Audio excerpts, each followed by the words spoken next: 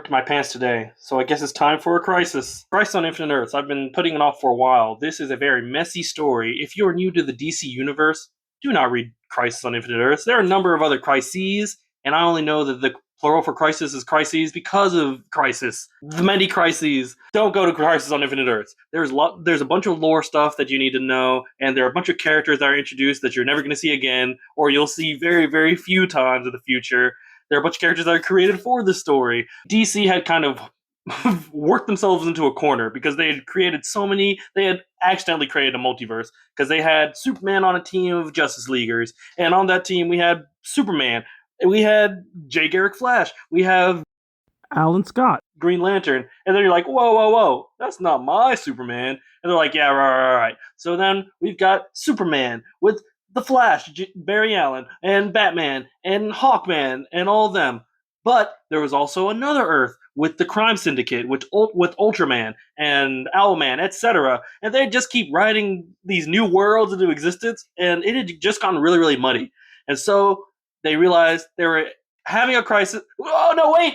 They realized that they were having a crisis, and they had to clean it all up. I know that they announced it like a year or two beforehand, and then Secret Wars came out, and then Crisis on Infinite Earths came out. Crisis focuses around a couple big characters. First, we have the Monitor. The Monitor is like the cosmic overseer of the multiverse, the Monitors, and there's an Anti-Monitor who's the other side of the coin. There's the Matter Universe and the Antimatter Universe. Don't get me started, because I know DC created a whole multiversal map, and it cracks me up every time I look at it. But back to action. So there's the Monitor and the Anti-Monitor. The Anti-Monitor wants to erase all of the Matter Universe and claim the power of the Monitor for itself and be all-powerful. And the Monitor is like, I can't let that happen. So he puts together, from universe to universe, he puts together a team of heroes that are going to stop this. And they attempt to build a machine to stop the Anti-Monitor, but the Anti-Monitor got way too strong too quickly,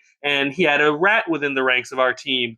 And a lot of iconic things happen in this book. Like, there's a crazy scene of Barry Allen. He's running as the Flash, and he basically runs himself to death. And it's crazy. Like, he runs, and he keeps running, and then he turns, and then it's like there's a skeleton inside the suit, and then he just, like, disappears. And you're like, what? The Flash suit stays, but Barry Allen is no longer there. And he keeps popping in and out of time because he's being affected by what's happening, and he's trying to warn everybody. And he like pops out. He's like, something's happening, and then he gets pulled back into the Speed Force. And Batman's like, this is above my pay grade. I need to grab Superman. And we find out throughout the story that the universe is literally unraveling from the end of time and from the start of time, and is unraveling towards the present because the Legion of Superheroes in the future are being affected by it, and they're being erased, and characters from the past are being erased, and then characters get plucked by the Monitor, and they're building this machine to stave it off. From the Crime Syndicate's universe, there's a Lex Luthor variant where Lex Luthor has a child with Lois Lane, and they send him Superman style into the void because their universe is being erased. And he gets some uber powerful abilities, and he becomes a linchpin a little later in the story.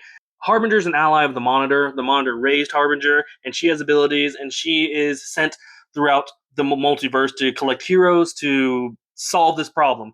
There's also Pariah, who is a scientist who looks upon how the universe was created, and he gets punished for it, and he is sent to every single universe to warn them before they are destroyed, only to be taken away at the last moment to go to the next universe. And he's tormented by this. It's a crazy punishment.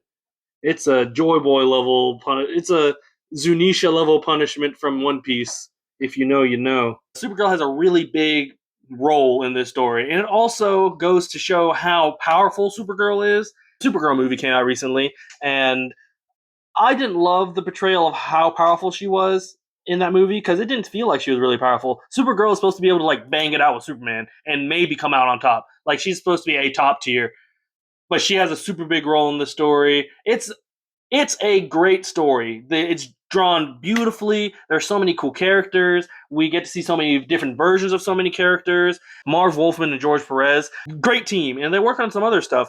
And the art's just phenomenal. And it's a shame that it's tied to such a convoluted book. whenever people say it's hard to get into comic books, Crisis tried to fix it and made it 3 times worse. And that's just how comic books are. But you get a lot of fun things after Crisis, the post-Crisis period, and everything beforehand was the pre-Crisis period.